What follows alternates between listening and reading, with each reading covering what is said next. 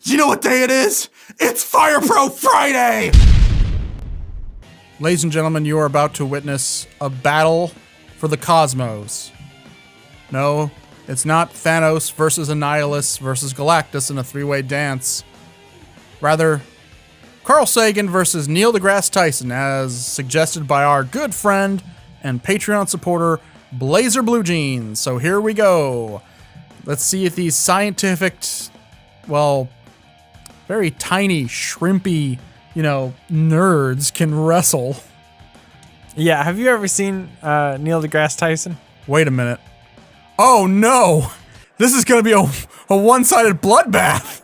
He's a legitimate hoss. He's like Terry Bam Bam Gordy. So here we go. These two geniuses, these educators, these Goliaths in the field of astrophysics.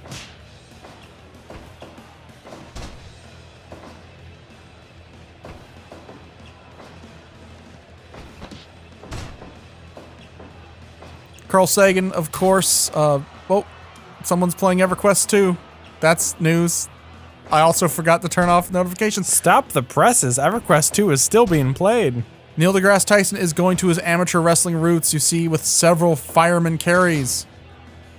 I think Carl Sagan might be viciously outclassed, but he's a scrapper. He's a survivor. And he's assured that mankind will destroy itself. Carl Sagan taught Neil deGrasse Tyson everything he knows, except how to whoop ass. I wonder what kind of sweet judo moves are on that satellite that's flying through space right now, trying to teach extraterrestrial life. If you could put one wrestling match on that satellite that you want aliens to see, what would it be? This hounds me to this day. Like what's and let's just make it more interesting. Nothing else is on the satellite. No music. It has to be a wrestling match that teaches all of extraterrestrials about all of human history and culture. If you want to teach them about human history, you don't necessarily have to have one that's in a wrestling ring. You could also teach them about, the kinds of foods we eat and stuff, such as at a grocery store. Hold on, Carl Sagan got thrown into the exploding barbed wire. You see, actually, barbed wire doesn't explode like that in real life. It's like Neil deGrasse Tyson's in the room with me. He is. We're watching him wrestle. You're right, Andy. I think I was gonna come up with a joke. I think I gotta agree with you. It's gonna have to be Booker T versus Stone Cold in that grocery store. Oh, cross arm breaker. He's trying to get to the ropes. My question is, if it's a barbed wire rope match, can you still do a rope break? And would you want to? Would you want to physically wrap your hand around a thing of barbed wire? Also, wouldn't really. Oh, the ring exploded! God. The ring exploded! Actually, rings don't naturally explode like that in real life. We should say that they are actually fighting on top of the Large Hadron Collider. Oh my God. And the Hadron Collider has just exploded. A black hole is going to be encompassing all of Earth. All life has ended except Neil deGrasse Tyson and Carl Sagan, which is very ironic. And these fans, those people. Where did he get that microphone? Lecturing the crowd as these scientists are wont to do.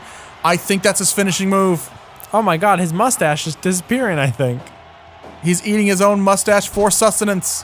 You see, actually, in real life, mustaches don't disappear like that. You have to shave them off. Carl Sagan trying to teach. Oh, did Carl Sagan just hit his finishing move?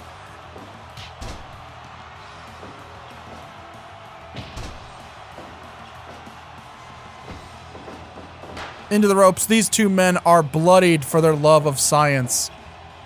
Science rules, Andy, and they want to be the king of kings. Multiple shots to the face. Neil deGrasse Tyson's amateur wrestling background is not doing him as many favors as we thought he would. But in a hardcore match, though, the playing field's a little more leveled. Especially after a giant megaton explosion.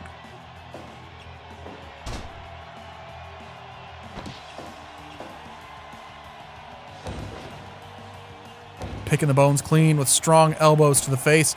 But Carl Sagan is a fighter. Oh, a spinning Uranagi. I don't know if Sagan's going to get back up from that one. I almost keep calling him Carl Sega. Did Carl Sagan make the Dreamcast? Oh, he's begging for mercy. He's begging for mercy, though, and then quick kicks to the tip of the dick. Oh my God! Again, this is a bloodbath. Carl Sagan has learned that what he lacks in fighting. Oh, now he's lecturing him. He's lecturing the young pup not to take his spot. Do you like pie? Well, in order to make a pie from scratch, you would first have to invent the universe.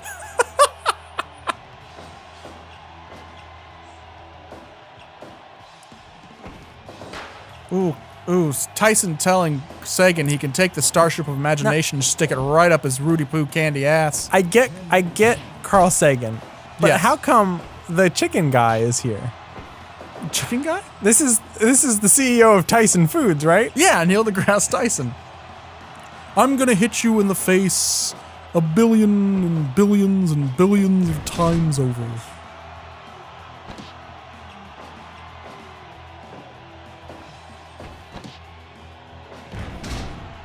Oh.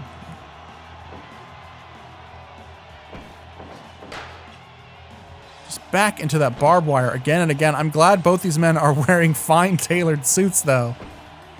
Minimizing the damage. Another spinning Uranagi. Shots to the face, but Tyson is exhausted. All those Daily Show interviews, all of those YouTube videos, all of those mean tweets about movies. He obviously hasn't been keeping in fighting shape. Sagan with a vicious fisherman suplex back into the ropes. Can you imagine if you're going into a lecture to see Neil deGrasse Tyson and he's lifting weights while he's lecturing? That's what he should have been doing.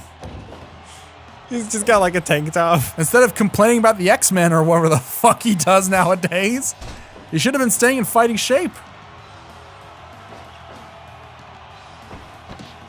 The possibility of alien life existing is very minute. The mankind is bent on self-destruction, and that's the 3 counts. Carl Sagan back from the dead. Neil, I'm sorry, you admirably tried. But the show is mine again. I'm gonna need you to clean out your desk. And you know what? The same goes for Peter Griffin over there. I can't believe you people have pissed away on my legacy. Ladies and gentlemen, that was an amazing, surprising match. Neil deGrasse Tyson, a much younger, stronger, and experienced opponent. Someone with amateur wrestling background and someone who is still alive. And whose name is Tyson. Who has the last name of... That might be a little racist, though. But Carl Sagan soundly defeating him with an elbow drop of all things. Didn't even get to bust out his signature move, the Golden Discus Lariat. I was very happy with me naming that move because it's a good reference, and I thought it was a slam. They don't have the Starship Pain, so I couldn't have the Starship Imagination be his finishing move. So sadly, yeah. So go ahead, like, comment, subscribe, be one of the billions and billions and billions and billions of subscribers here to Scum of the Earth. You sound more like a Muppet than Carl Sagan. Billions and billions and billions. Hi-ho. Miss Piggy, it's me, Carl Sagan. The billions and billions and billions of subscribers. If you want to book a match, go ahead and leave a suggestion in the comments. Until next time, I've been Chris. I'm Andy. And we'll see you in the stars. I don't think that's actually from I don't think they say that in Cosmos. We'll see. We'll look out and you'll be in the stars for some reason. Carl Sagan looks out and you're like, I'll see you on Earth because you don't have a spaceship. You're stuck on Earth, stupid. Carl Sagan looks and goes, I'll see you in hell. I was wrong. Oh, I should have never doubted the church. And I'm burning forever in the molten core of hell itself.